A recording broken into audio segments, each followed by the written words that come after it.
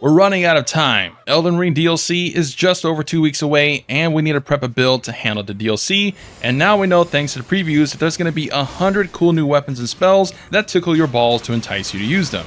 So, leading up to the DLC, I'm going to show you my versatile builds that are not only very strong, but also have the flexibility to use dozens of weapons and spells to beat the crap out of the DLC, and to use cool new stuff like the Beast Claws or the backhanded blades. So, for the first build, we are going for a DEX ARCANE build. Bleed is still freaking nuts just due to the damage scaling off the enemy's HP, and we now know that the new level system in the DLC is based off the monsters and not us. So theoretically, percent-based damage will still remain strong. But not every enemy bleeds, and I guarantee that big old Fire and Iron Giant from the DLC definitely doesn't bleed. So we're gonna have to have a backup, and backups we have. Being a DEX build, you still get powerful melee or ranged options, even more so with the DLC, and of course we have spells, specifically dragon incantations, to spread our stank breath. Now normally I say this for last, but since this build is based around stats more than specific weapons, we're going to start with stats.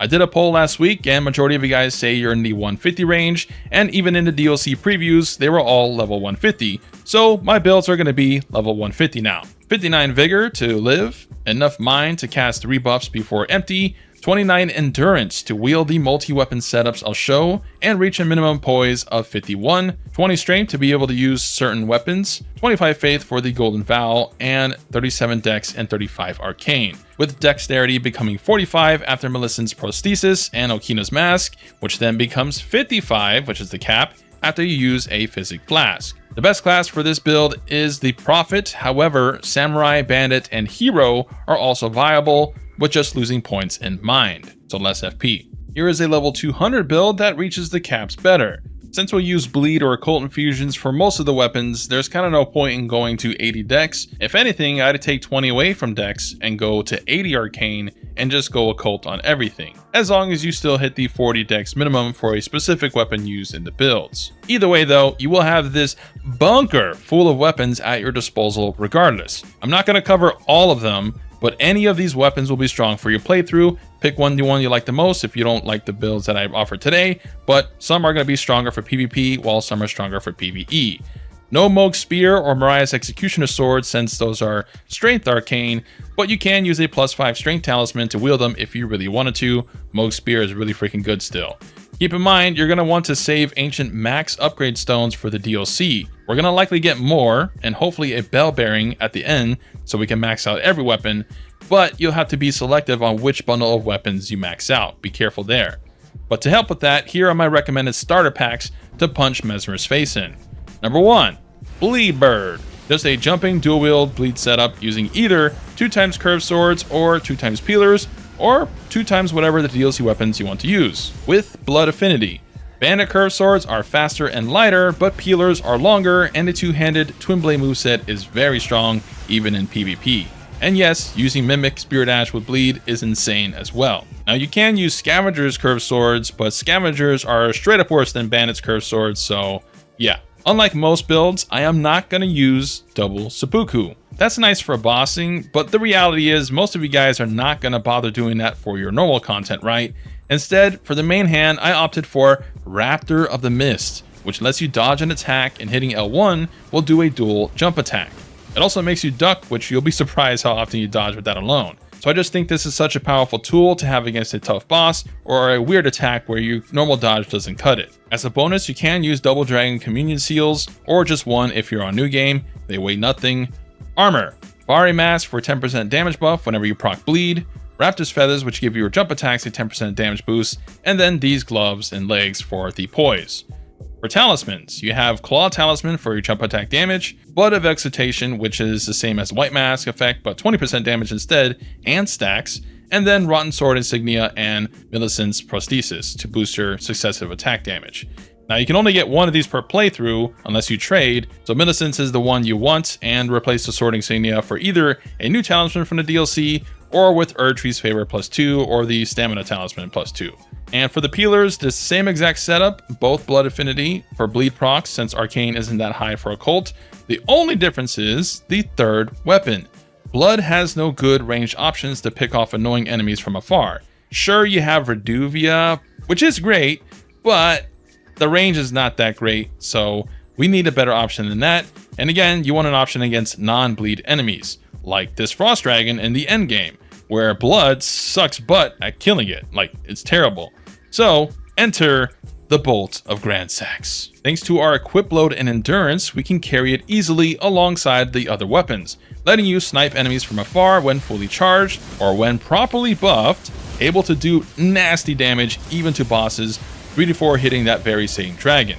And since we don't use double seppuku, you can even swap to it in your right hand in your boss fights at the start when they're kind of far from you or they're doing some AoE bullcrap where you can't really engage. So this is your range option for the curved swords, and for the peelers, because of their weight, we have to settle for Thunderbolt on a keen urumi.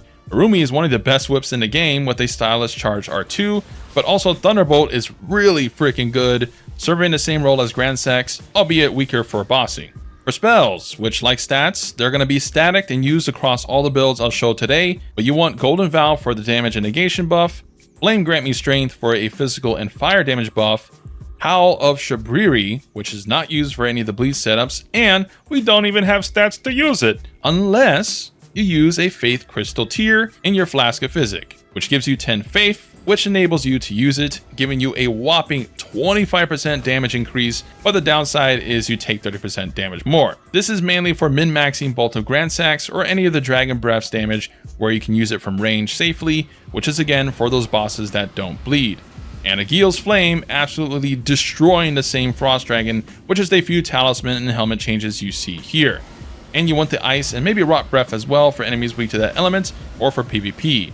And that's kind of it. The rest is your choice, picking up a few weapon buffs, a heal, and Blood Swarm, or keeping slots open for the new DLC incantations. As for the buff order, for bleed builds, it's Golden Vow, then Flame Grant Me Strength, then your Physic, enter the boss room, and then use seppuku. For spells or Gransax related stuff, it's the same order, but you use Shabriri after you drink the Physic with the Faith tier, and that's it. Easy peasy.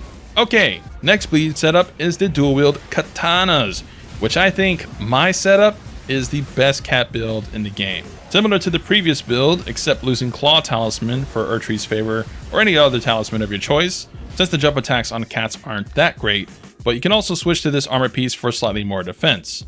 Nagakib is the best purely for the range. Left hand with seppuku, right hand with your choice. Double slash or sword dance is good, but I chose Bloodhound Step.